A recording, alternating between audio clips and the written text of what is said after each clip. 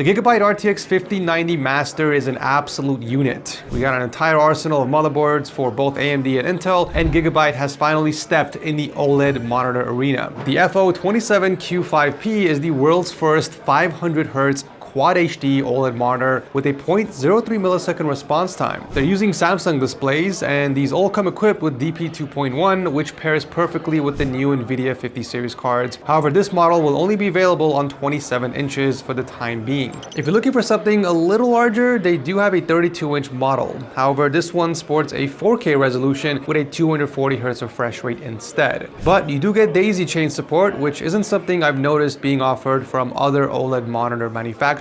Also, with these new OLED monitors, you still get the standard OLED Care 2.0 that comes with AI-based burn-in protection and 3-year burn-in warranty. Gigabyte has assured me that they will focus on OLED monitors for all of 2025, so I'm excited to see what they will be cooking later this year. The 50 series GPUs were of course a hot topic at CES this year after nvidia dropped their announcement on the cards, including their prices, which everyone had mixed feelings about. To start off, we have an upgraded cooler. The new Hawk fan design is supposed to provide 12.5% better airflow and 53.6% better air pressure. Who is coming up with these numbers? The RTX 5090 Master is of course their flagship model with 32 gigs of GDDR7 memory. It also looks like this is a 2.5 slot card, and all 50 series cards will need to use the PCI Gen 5 600 watt power cable, unless you're using the included nasty, ugly adapter. But the coolest thing about the Master is the Screen Cooling Plus. If you wanted to, you can technically add the included fan to improve temps. I'm definitely interested to see what the difference would be with and without the addition of this fan. The Master will also come in the Ice version with the beautiful all-white shroud and a white PCB as well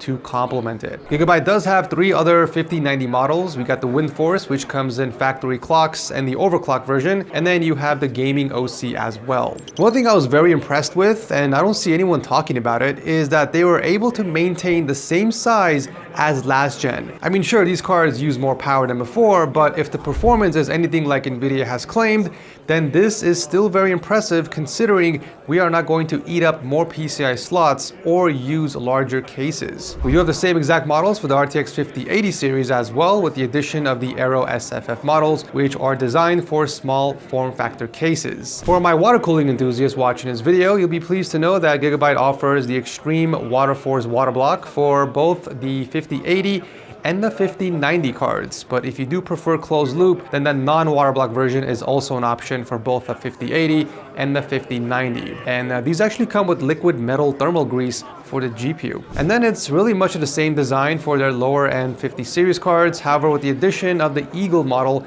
that's only available for the 5070 Ti and the 5070. The Eagle SFF, as the name suggests, is designed to be used in compact PC builds. Now for the AMD side, we do have the 9070 XT and the non-XT, which we don't really have much info on other than it's designed to compete with NVIDIA's 5070 and 5070 Ti.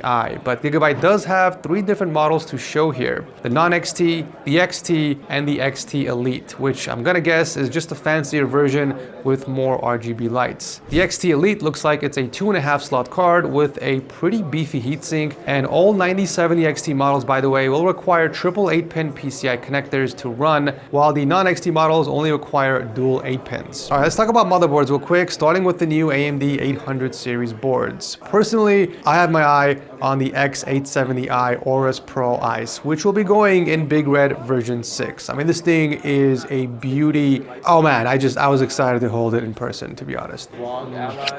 This is it, baby. This will come with PCI 5.0 support for both the by 16 slot and the M.2, with the addition of a Gen 4 M.2 slot in the back. I'm just glad that someone is focusing on white-colored ITX motherboards for once. The B850 Aorus Elite Wi-Fi 7 Ice next to that is basically the full ATX version of the board, but with more DIMM slots, an additional 8-pin EPS up top, and more connectivity. And really the focus of B850 in general is to provide a more affordable price compared to X870 while maintaining the good looks and without sacrificing all the extra bells and whistles from the higher-end motherboards. This is not to be confused with the X870E Aorus Pro Ice, which might look the same, but it's actually a different board with a slightly different design and a slightly different price. Everything else seems to be the same, including the connectivity on the back. The X870 Eagle Wi-Fi 7 is a step down with an 8+4 APS connector up top, slightly less SSD covers and one less USB port in the back, and the absence of the digital audio port. And finally, we already have Blackwell GPU laptops in the works. The one on the right here is Gigabyte's flagship model, the Aura's Master 18,